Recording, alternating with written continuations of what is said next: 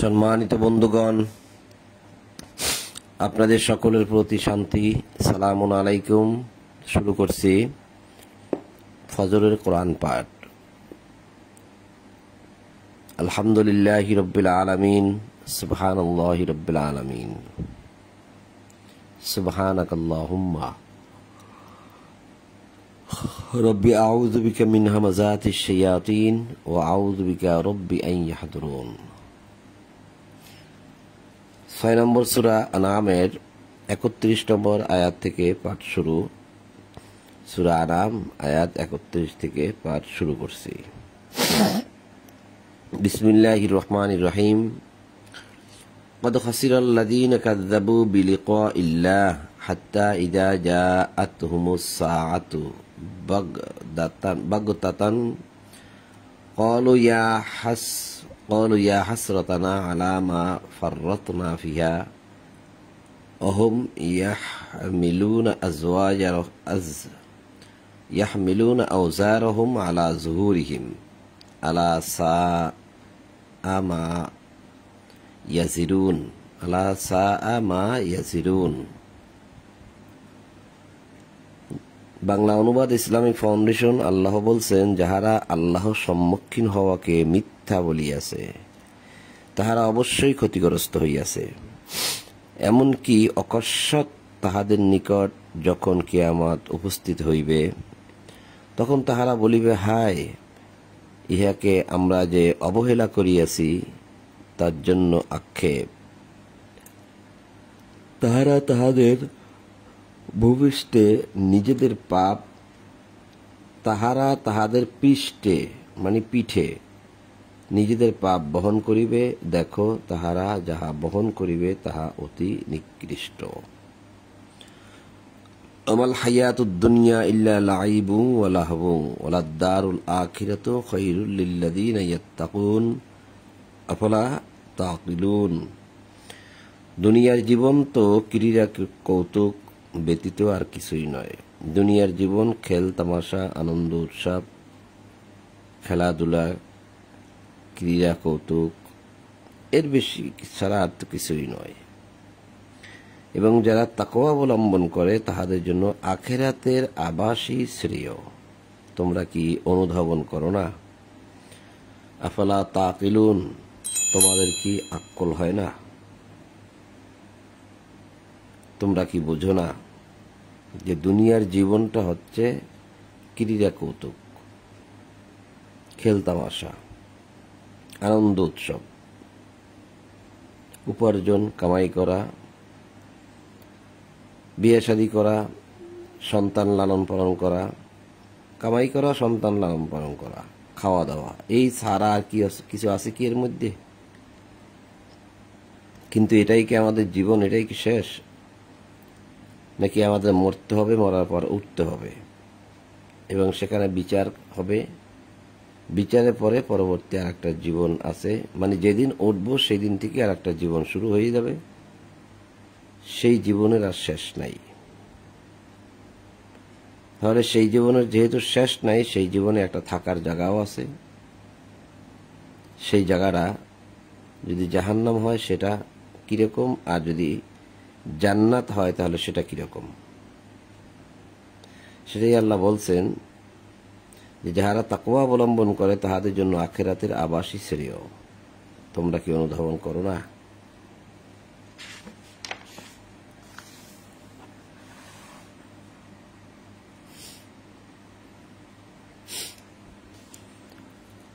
আমি অবশ্যই জানি যে তাহারা যাহা বলে তাহা তোমাকে নিশ্চিতই কষ্ট দেয়।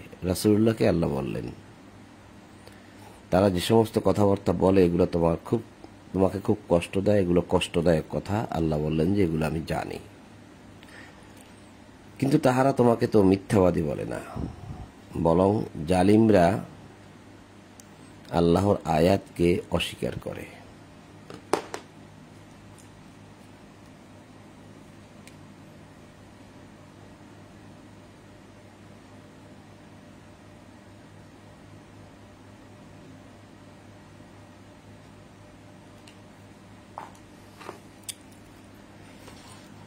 তোমার পূর্বেও অনেক রাসূলকে অবশ্যই মিথ্যাবাদী বলা হয়েছিল, কিন্তু তাহাদেরকে মিথ্যাবাদী বলা ও ক্লেশ দেওয়া মানে কষ্ট দেওয়া সত্ত্বেও তাহারা ধৈর্য ধারণ করিয়াছিল, যে পর্যন্ত না আমার সাহায্য তাহাদের নিকট আসিয়াছে। আল্লাহর আদেশ কেহ পরিবর্তন করিতে পারে না। রাসূলগণের সম্বন্ধে কিছু সংবাদ তো তোমার নিকট আসিয়াছে। যদি তাহাদের উপেক্ষা তোমার নিকট কষ্টকর হয়, তবে পারিলে ভূগর্ভে সুড়ঙ্গ অথবা আকাশের সোপান অন্বেষণ করো এবং তাহাদের নিকট কোনো নিদর্শন আনো। আল্লাহ ইচ্ছা করিলে তাহাদের সকলকে অবশ্যই সৎপথে একত্র করিতেন। সুতরাং তুমি মূর্খদের অন্তর্ভুক্ত হইও না। ফালা তাকুনান্না মিনাল জাহিলিন, যারা জাহেল তুমি তাদের অন্তর্ভুক্ত হইও না। এই জাহেল শব্দের অর্থই হচ্ছে এখানে বাংলায় মূর্খ। যাহারা শ্রবণ করে শুধু তাহারাই ডাকে সাড়া দেয়। যারা শোনে, মন দিয়ে কথা শোনে, এর মধ্যে যেটা ভালো সেটা উত্তম গ্রহণ করে, তারাই কেবল ডাকে সাড়া দেয়। আর মৃতকে আল্লাহ পুনর্জীবিত করিবেন, অতঃপর তাহার দিকে তাহারা প্রত্যানীত হইবে, অর্থাৎ তাহার দিকেই তারা ফিরে যাবে।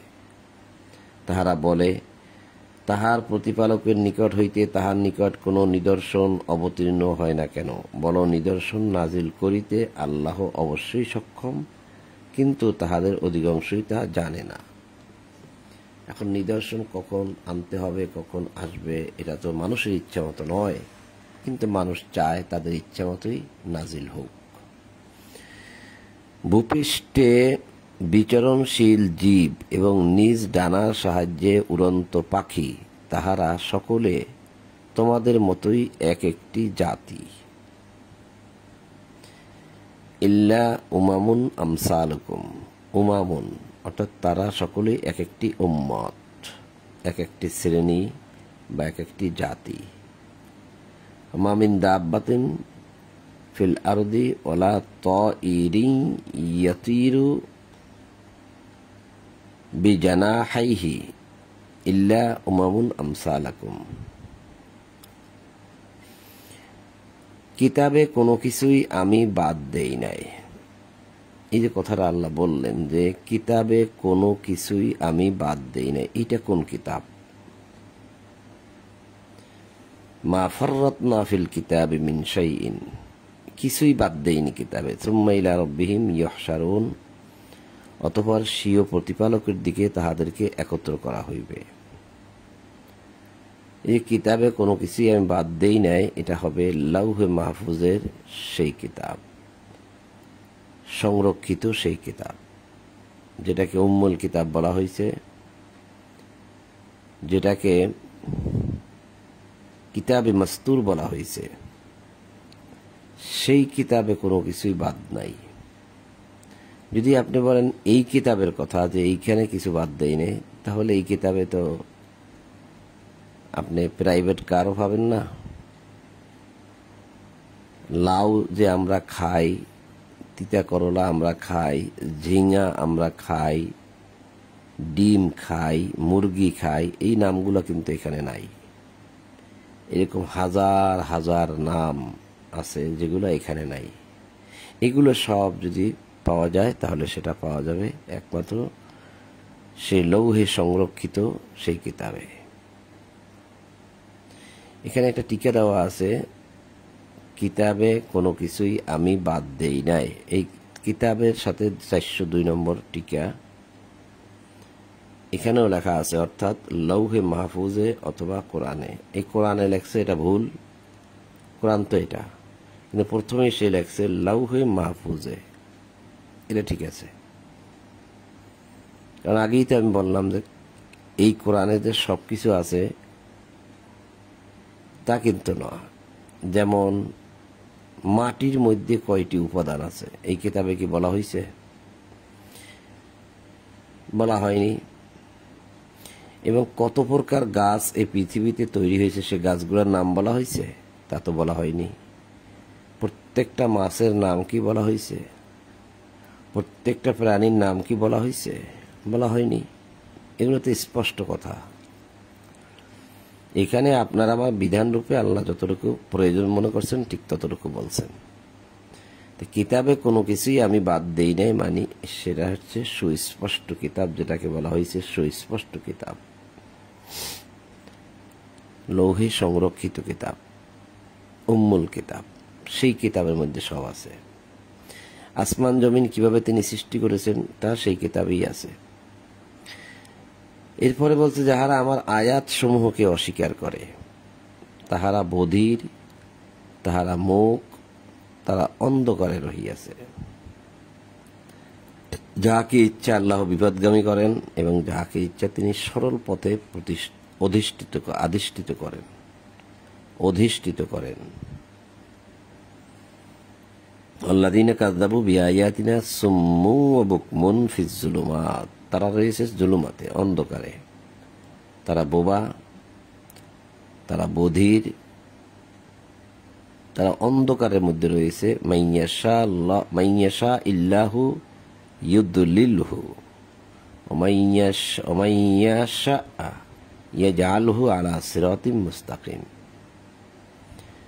তো এই যে আল্লাহ বলছে যে যাহাকে ইচ্ছা আল্লাহ বিপদগামী করেন, অর্থাৎ ইউদলিলহু মানে পথভ্রষ্ট করেন, এবং যাহাকে ইচ্ছা তিনি সরল পথে প্রতিষ্ঠিত করেন। এখন যাহাকে ইচ্ছা তাহাকে মানে কি?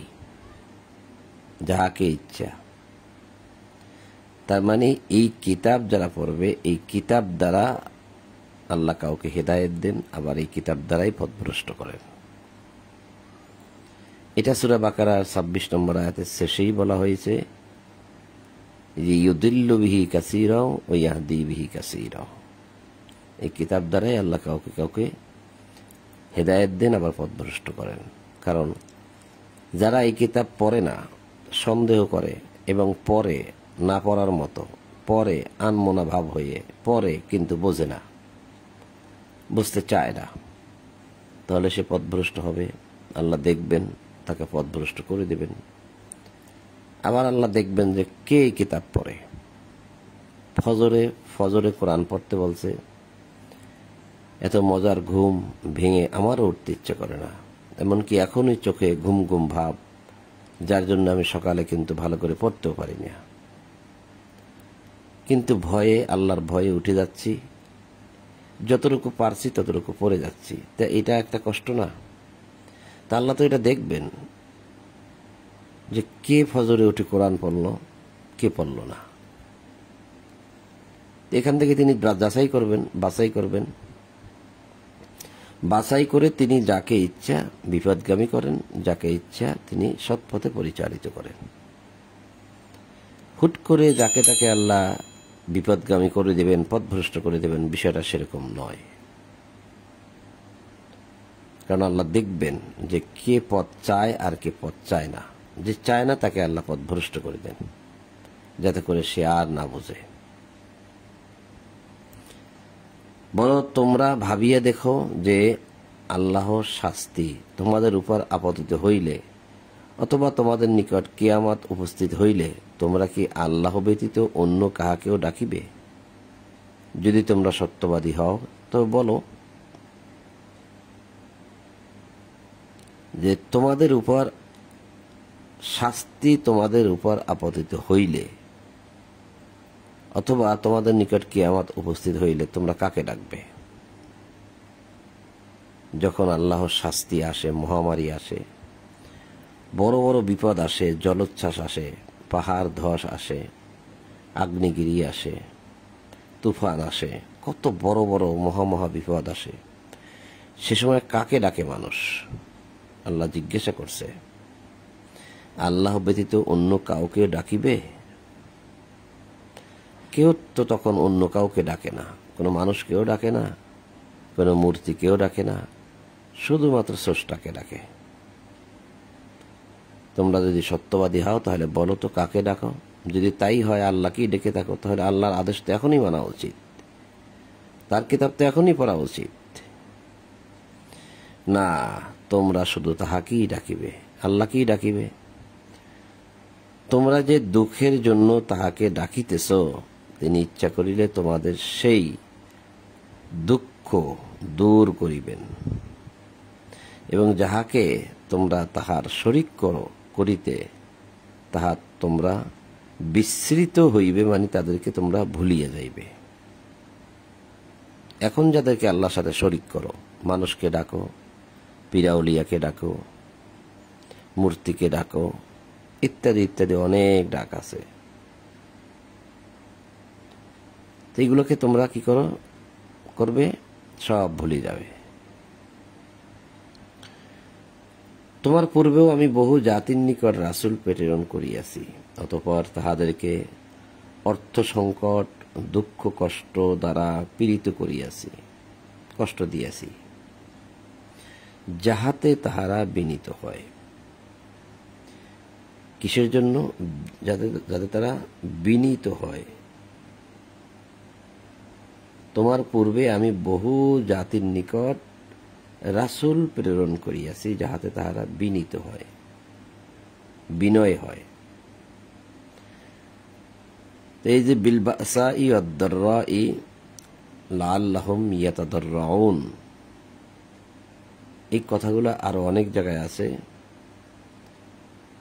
যে আল্লাহ মানুষকে অর্থ সংকট, টাকা পয়সার অভাব দেখান, দুঃখ কষ্ট দেন, পীড়িত করেন, যাহাতে তাহারা বিনয়ী হয়।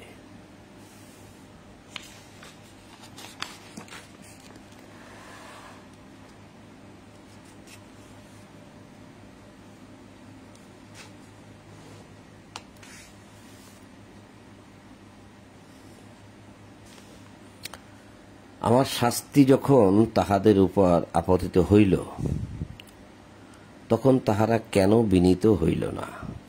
অধিকন্তু তাহাদের হৃদয় কঠিন হইয়াছিল, এবং তাহারা যাহা করিতেছিল শয়তান তাহা তাহাদের দৃষ্টিতে শোভন করিয়াছিল।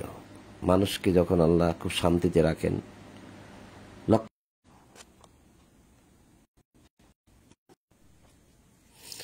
বিদ্যুৎটা চলে গেছে, ডাটা ট্রান্সফার করলাম, দেখলাম যে ঠিক আছে এখনো।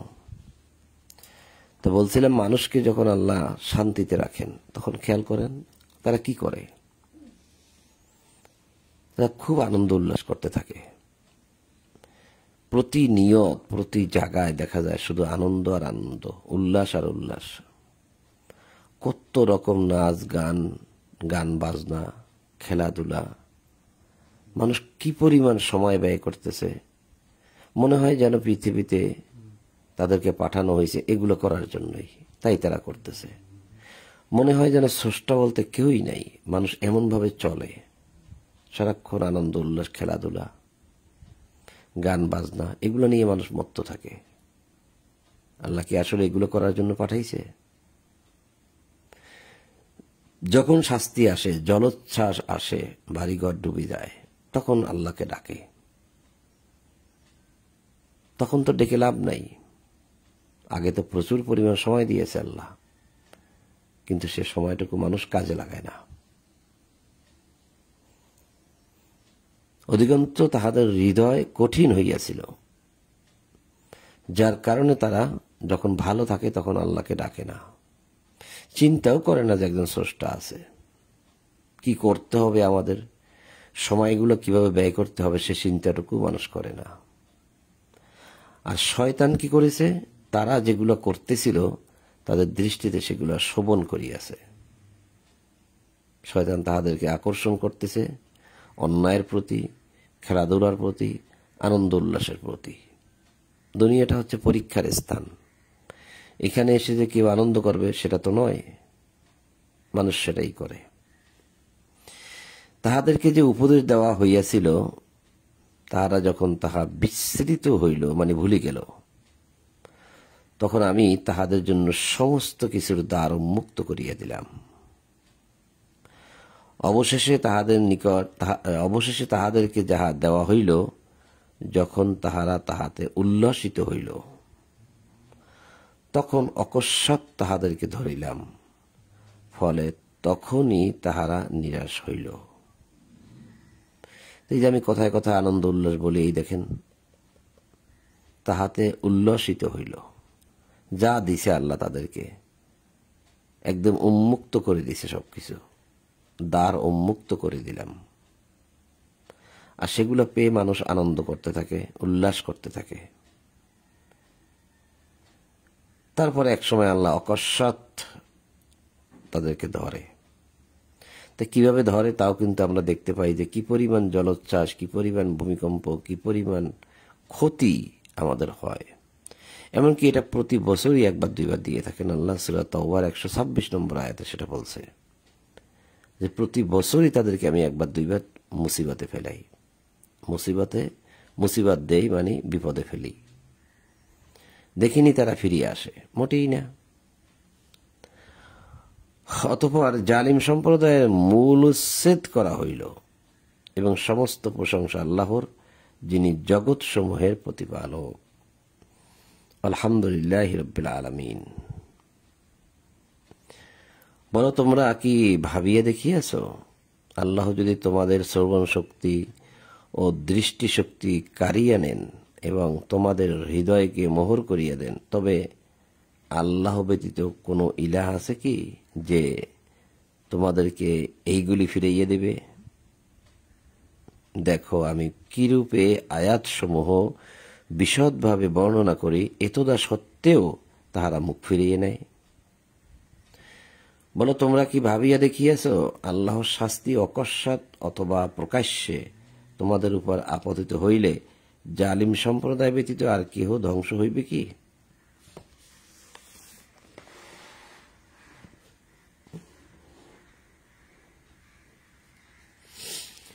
আমি রাসূলগণকে তো শুধু সুসংবাদবাহী ও সতর্ককারী রূপেই প্রেরণ করি। কেহ ঈমান আনিলে ও নিজকে সংশোধন করিলে তাহার কোনো ভয় নাই, এবং সে দুঃখিত হইবে না। যাহারা আমার নিদর্শন সমূহকে মিথ্যা বলিয়াছে, সত্য ত্যাগের জন্য তাহাদের উপর শাস্তি আপতিত হইবেই। দেখেন, কথায় কথায় শাস্তির কথা বলা হচ্ছে, ভয় লাগানো হচ্ছে মানুষকে। মানুষ কিতাব যদি পড়তো তাহলে এই ভয়টা মানুষের মধ্যে ঢুকতো, কিন্তু মানুষ পড়তেই চায় না। বলো, আমি তোমাদেরকে ইহা বলি না। বলো, রাসূলকে আল্লাহ বলতে বলছেন যে তুমি বলো, আমি তোমাদেরকে ইহা বলি না যে আমার নিকট আল্লাহর ধনভাণ্ডার আছে, অথবা আমি কথাও তোমাদেরকে বলি না যে অদৃশ্য সম্বন্ধে অর্থাৎ গায়েব সম্বন্ধে আমি অবগত।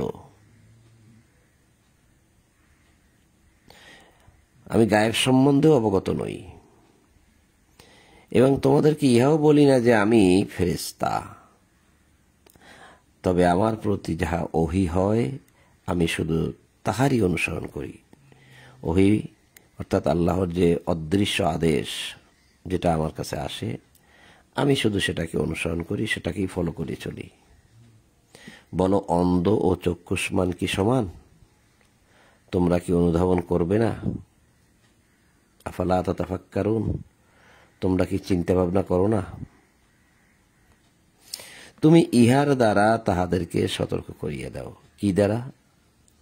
ইহা দ্বারা, অর্থাৎ এই কিতাব দ্বারা। তুমি হে রাসূল, এই কিতাব দ্বারা তুমি তাদেরকে সতর্ক করে দাও, যাহারা ভয় করে যে তাহাদেরকে তাহাদের প্রতিপালকের নিকট সমবেত করা হইবে, এমন অবস্থায় যে তিনি ব্যতীত তাহাদের কোনো অভিভাবক বা সুপারিশকারী থাকবে না। হয়তো তাহারা সাবধান হইবে। ওয়ালিয়্যুন ওয়ালা শাফিয়্যুন লাআল্লাহুম ইয়াত্তাকুন, না থাকবে তাদের কোনো ওলি, না থাকবে তাদের কোনো সুপারিশকারী। যাহারা তাহাদের প্রতিপালককে প্রাতে মানে ভোরে, সকালে ও সন্ধ্যায় তাহার সন্তুষ্টি লাভের জন্য ডাকে। এই যে আমরা ভোরে ডাকতেছি, ভোরে ডাক দিলাম আল্লাহকে, প্রশংসা করলাম আল্লাহর। এই কিতাব পড়ার আগেই তো প্রশংসা করেছি, আবার এই কিতাব পড়া যখন শেষ করব তখনও প্রশংসা করব। ডাক দিয়েছি, আমার রব, আমি তোমার আশ্রয় প্রার্থনা করি শয়তানের প্ররোচনা হইতে। ডাক দিয়েছি, রব্বি আউযু বিকা মিন হামাযাতিশ শায়াতিন বলে ডাক দিয়েছি। তো যাহারা তাহাদের প্রতিপালককে প্রাতে মানে সকালে, ভোরে ও সন্ধ্যায় তাহার সন্তুষ্টি লাভের জন্য ডাকে, হে রাসূল, তুমি তাহাদেরকে বিতাড়িত করিও না। তারা যখন তোমার কাছে আসে তাদেরকে তুমি দূরে সরাইয়া দিবে না। তাহাদের কাজের জবাবদিহির দায়িত্ব তোমার নয় এবং তোমার কোনো কাজের জবাবদিহির দায়িত্ব তাহাদের নয়, যে তুমি তাহাদেরকে বিতাড়িত করিবে।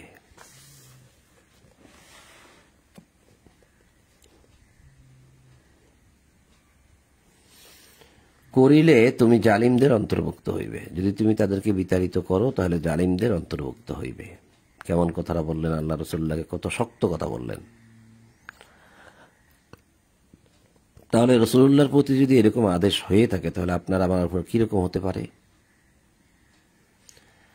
আমি এইভাবে তাহাদের এক দলকে অন্য দল দ্বারা পরীক্ষা করিয়াছি, যেন তাহারা বলে, আমাদের মধ্যে কি ইহাদের প্রতি আল্লাহ অনুগ্রহ করিলেন? আল্লাহ কি কৃতজ্ঞ লোকদের সম্বন্ধে সবিশেষ অবহিত নন? যাহারা আমার আয়াতসমূহে ঈমান আনে, তাহারা যখন তোমার নিকট আসে তখন তাহাদেরকে তুমি বলিও, তোমাদের প্রতি শান্তি বর্ষিত হোক। তোমাদের প্রতিপালক দয়া করা তাহার কর্তব্য বলিয়া স্থির করিয়াছেন। তোমাদের মধ্যে কেহ অজ্ঞতাবশত যদি মন্দ কাজ করে, অতঃপর তওবা করে, সংশোধন করে, তবে তো আল্লাহ ক্ষমাশীল পরম দয়ালু। তওবা করে এবং সংশোধন করে নেয় নিজেকে নিজে, তাহলে আল্লাহ ক্ষমা করে দিবেন। এখানকার আরবিটা যেটা সেটা একটু দেখা দরকার, যে ওয়াইদা জাআকাল্লাযীনা ইউমিনুনা বিআয়াতিনা ফাকুল সালামুন আলাইকুম, সালামুন আলাইকুম। যারা আমার আয়াত সমূহে বিশ্বাস করে তারা যখন তোমার নিকট আসে, তুমি রাসূল, তুমি কিতাব পড়ে শোনাও, তোমাকে বিশ্বাস করে তাই তোমার কাছে লোকেরা আসে। তো যখন আসে তুমি কি বলবে তাদেরকে? বলবে সালামুন আলাইকুম। অর্থ কি? তোমাদের প্রতি শান্তি বর্ষিত হোক, তোমাদের প্রতি শান্তি বর্ষিত হোক। তার সালামটা শিক্ষা দেবে রাসূলুল্লাহ নিজে, এই কিতাব দ্বারা, কিতাবে যেভাবে বলা হয়েছে। এখন রাসূলুল্লাহ কি এই সালামটাকে গোপন করে আসসালামু আলাইকুম বলতেন? ভাবুন তো, যারা দোহাই দিবেন যে এর অর্থ অনেক কিছু আছে, আমাদেরকে অন্য কিতাবে যাইতে হবে, এ তো সহজ কথা। মানুষ যখন তোমার কাছে আসে তখন তুমি তাদেরকে বলবে সালামুন আলাইকুম। মানুষ শিখবে তোমার কাছ থেকে যে একজনের সাথে একজন দেখা হইলে কি বলতে হয়। তা এখন রাসূলুল্লাহ সালামুন আলাইকুম বাদ দিয়ে কি আসসালামু আলাইকুম বলতেন? আল্লাহর আদেশ তিনি অমান্য করতেন? এই সালামুন আলাইকুম আল কোরআনের মধ্যে আরো 5 থেকে 6 জায়গায় আছে, সব জায়গায় সালামুন আলাইকুম। আমি দেখাইতে পারি আপনাদেরকে এখন এক এক করে। তোমাদের প্রতি শান্তি বর্ষিত হোক, তোমাদের প্রতি দয়া করা তাহার কর্তব্য বলিয়া স্থির করিয়াছেন। কাতাবা রব্বুকুম আলা নাফসিহির রাহমাহ। কিন্তু পৃথিবীবাসী এই সালামটাকে জানেই না। যখন আমি বহু মানুষকে বলি সালামুন আলাইকুম, তখন সে যে আমাকে ওয়ালাইকুম সালাম বলবে সেটাও আর বলে না, না বলেই বলে যে ভাই এটা কি সালাম দিলেন, এটা কোথায় পাইলেন? তো পাইলাম ভাই কিতাবে পাইছি, কিতাবে আছে। কিতাব কি হুজুররা পড়ে না, আলেমরা পড়ে না? কই, তাদের মুখে তো কখনোই সালাম শুনি নাই। কি বলবো, কোনো কথাই তারা শুনতে চায় না। যে না, আপনি কিতাবের কি জানেন, আপনি কোরআনের কি জানেন? ভুল বলছেন আপনি ভাই, ভুল বলছেন। মানুষ কোনো কথাই শুনতে চায় না। এইভাবে আমি আয়াতসমূহ বিশদভাবে বর্ণনা করি, আর ইহাতে অপরাধীদের পথ স্পষ্টভাবে প্রকাশ পায়। বলো, তোমরা আল্লাহ ব্যতীত যাহাদেরকে ডাকো তাহাদের ইবাদত করিতে আমাকে নিষেধ করা হয়েছে। বলো, আমি তোমাদের খেয়াল খুশির অনুসরণ করি না। করিলে আমি বিপদগামী হব এবং সৎপথ প্রাপ্তদের অন্তর্ভুক্ত থাকিব না। বলে দাও। বলো, অবশ্যই আমি আমার প্রতিপালকের স্পষ্ট প্রমাণের উপর প্রতিষ্ঠিত, অথচ তোমরা উহাকে প্রত্যাখ্যান করিয়াছ। তোমরা যাহা সত্য চাইতেছ তাহা আমার নিকট নাই। তাহলে বলো যে অবশ্যই আমি আমার প্রতিপালকের স্পষ্ট প্রমাণের উপর, স্পষ্ট প্রমাণটা হচ্ছে কিতাব। তাদেরকে বলে দাও যে আমি এই স্পষ্ট প্রমাণ অর্থাৎ এই কিতাবের উপরে আমি নিজেই প্রতিষ্ঠিত। এই কিতাবের উপর যদি আমাদের প্রতিষ্ঠিত থাকতে হয় তাহলে বলতে হবে সালামুন আলাইকুম।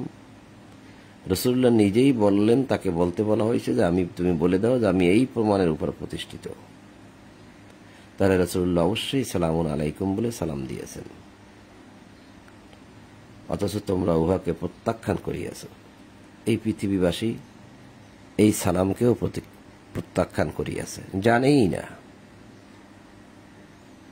মায়ের পেটের থেকে পড়ার পর থেকে মৃত্যুর আগ পর্যন্ত এইরকম সালামের কথা কোনোদিন শোনে না। এরকম হাজার হাজার মানুষ আছে, এই সালাম না দিয়েই মরে গেছে, এরকম হাজার হাজার মানুষ আছে। রাসূলুল্লাহ এটার উপর প্রতিষ্ঠিত ছিলেন, আমাদেরকেও এই কিতাবের উপরে প্রতিষ্ঠিত থাকতে হবে।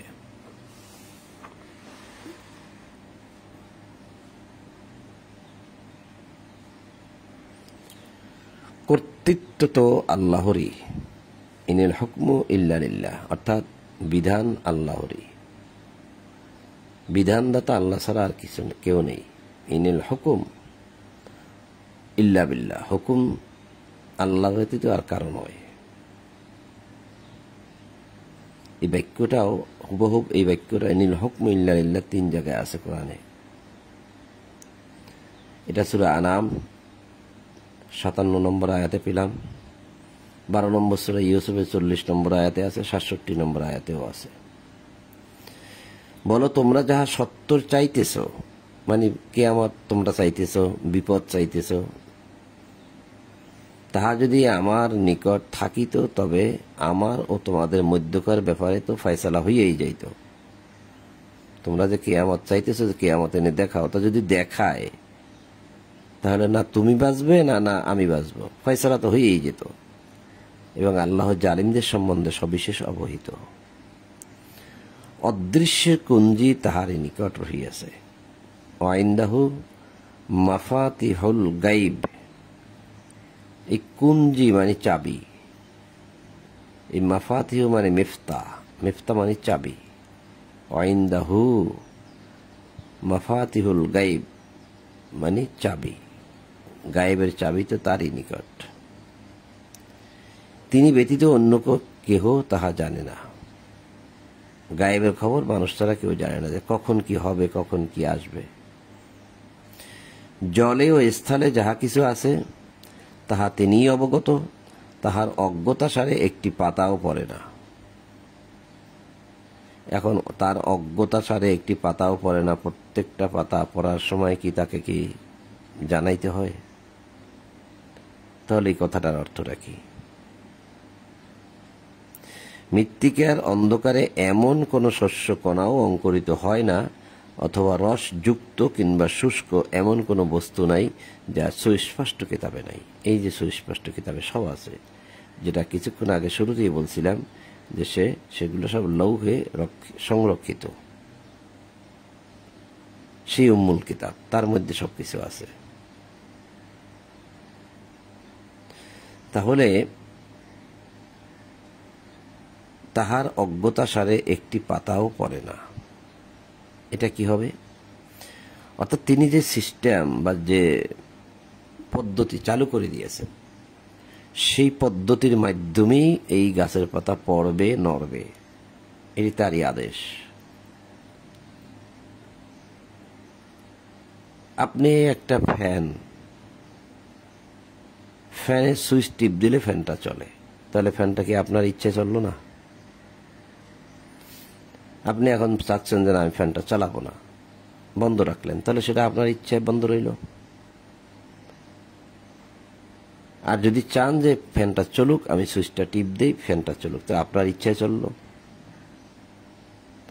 এখন এই ফ্যানটি যে চালাবেন, তো চালাইতে হলে এখানে কাঁচামাল লাগবে, যন্ত্র লাগবে, ইলেকট্রিসিটি লাগবে, এখানে পাতা দিতে হবে, মোটর দিতে হবে, কত কিছু তৈরি দিয়ে তারপর সেটা বানাইতে হবে। তারপরে ফ্যানটা আপনি চালাইলেন,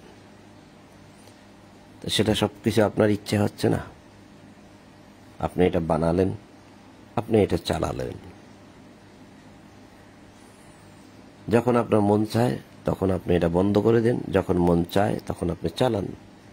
তো সবই তো আপনার ইচ্ছা হচ্ছে। এখন এর জন্য কি আপনাকে প্রতিবারই ফ্যান তৈরি করতে হবে? প্রতিবারই কি বিদ্যুৎ তৈরি করতে হবে? কোনো কিছুই না। আপনি একটা সিস্টেম তৈরি করলেন, চালু করে দিলেন, এখন যখনই প্রয়োজন তখনই সে বাতাস দেয় আপনাকে। তার মানে এটা আপনি একটা পদ্ধতি আবিষ্কার করলেন, পদ্ধতি সিস্টেম চালু করলেন। তদ্রূপ আল্লাহ তার পদ্ধতি চালু করে দিয়েছেন। যখনই ঝড়ো বাতাস আসবে বা যখনই ওই পাতার মেয়াদ শেষ হয়ে যাবে, সে অটোমেটিক পড়ে যাবে। এগুলো সবই তারই ইচ্ছায় হয়। তিনি এগুলো মানে সিস্টেম করে দিয়েছেন, পদ্ধতি চালু করে রেখেছেন, এভাবেই হবে। এটাই হচ্ছে তার আদেশ, যে আমি ওইভাবেই তৈরি করেছি সব। মৃত্তিকার অন্ধকারে এমন কোন শস্য কণাও অঙ্কুরিত হয় না, অথবা রসযুক্ত কিংবা শুষ্ক এমন কোন বস্তু নাই যাহা সুস্পষ্ট কিতাবে নাই। মৃত্তিকার অন্ধকারে, মাটির গভীরে এমন কোন শস্য কণা, এটা লাল শাক বলেন, পালং শাক বলেন, মূলা বলেন, ধান বলেন, গম বলেন, সব পদ্ধতি তিনি চালু করে দিয়েছেন। এভাবেই হতে থাকবে। আর এটা কিভাবে তৈরি করেছেন তিনি, কিভাবে কি হবে, সব সুস্পষ্ট কিতাবে আছে। ইল্লা ফি কিতাবি মুবিন, যেটা সুস্পষ্ট কিতাব, যেটা উম্মুল কিতাব, সেই কিতাবে আছে। তিনি রাত্রিকালে তোমাদের মৃত্যু ঘটান এবং দিবসে তোমরা যাহা করো তাহা তিনি জানেন। রাত্রিকালে মৃত্যু ঘটান মানে রাত্রিবেলা আমাদের প্রাণটা যদিও থাকে, কিন্তু সেটা মৃত্যুর মতোই। একজন মানুষ যদি ঘুমিয়ে থাকে, অগোর ঘুম, আপনি যদি একটা ছুরি নিয়ে তার চেহারার সামনে ধরেন, কিন্তু দেখেন সে বোঝেও না, জানেও না। ইচ্ছে করলে আপনি একটা কোপ দিয়ে দিতে পারেন, কিন্তু সে জানে না, তাহলে সেটা মৃত্যু। আল্লাহ এটাকে উদাহরণ দিয়ে বুঝাইলেন যে সেটা মৃত্যুই, যে তোমরা রাত্রকালে সবাই মৃত্যু থাকো। দিবসে তোমরা যাহা করো তাহা তিনি জানেন। অতঃপর দিবসে তোমাদেরকে তিনি পুনর্জাগরিত করেন, যাহাতে নির্ধারিত কাল পূর্ণ হয়, অতঃপর তাহার দিকেই তোমাদের প্রত্যাবর্তন। অনন্তর তোমরা যাহা করো সে সম্বন্ধে তোমাদেরকে তিনি অবহিত করিবেন, জানিয়ে দেবেন। তা'লামুন, যা তোমরা করো। সুম্মা ইলাইহি মারজিউকুম, ফিরে যাবে তার কাছে। সুম্মা ইউনাব্বিউকুম, তোমাদের সবকিছু বিমা কুনতুম তা'মালুন, যা তোমরা করে থাকো তা তিনি তোমাদেরকে জানিয়ে দেবেন। বিচার দিবসে জানিয়ে দেবেন যে তোমরা পৃথিবীতে বসে এই এই কাজগুলো করেছিলে। আমলনামায় সবকিছু লেখা হচ্ছে, সেই আমলনামা প্রস্তুত করা হবে, দেখানো হবে, আর বলা হবে তোমার আমলের কিতাব তুমি নিজে পড়ো, তোমার বিচারের জন্য আজ তুমি নিজেই যথেষ্ট। তো সম্মানিত বন্ধুগণ, 6 নম্বর সূরা আনামের 60 নম্বর আয়াত পর্যন্ত আমি পাঠ করলাম আজ ফজরে।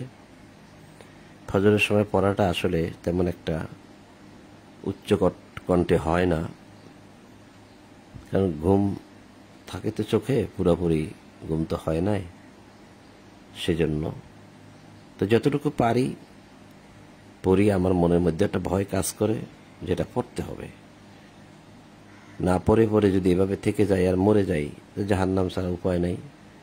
তাই আল্লাহকে ভয় করে পড়ি। যারা আমার সঙ্গে আপনারা থাকেন তারাও শোনেন। তো শোনা আর পড়া একই কথা, শোনা পড়া মানা একই কথা। এভাবে থাকেন, পৃথিবীর মানুষ ঘুমিয়ে আছে, আপনিও আল্লাহকে ভয় করে তারপর উঠে গেছেন শোনার জন্য। এটাই আল্লাহ চাচ্ছেন। এর মধ্য থেকে আল্লাহ বেছে নেবেন যে কাকে তিনি হেদায়েত দান করবেন, কে চায় হেদায়েত, কার প্রয়োজন হেদায়েত। তো 6 নম্বর সূরা আনামের 60 নম্বর আয়াত পর্যন্ত পাঠ করলাম। পরবর্তীতে ইনশাআল্লাহ 61 নম্বর আয়াত থেকে পাঠ করব ইনশাআল্লাহ। তো আজ এ পর্যন্তই। আপনাদের সকলের প্রতি শান্তি, সালামুন আলাইকুম। সকল প্রশংসা জগৎ সমূহের প্রতিপালক আল্লাহর জন্য। শুরুটাও করছিলাম আল্লাহর প্রশংসা দিয়ে, শেষটাও আল্লাহর প্রশংসা। আপনাদের সকলের প্রতি শান্তি, সালামুন আলাইকুম। আলহামদুলিল্লাহি রাব্বিল আলামিন।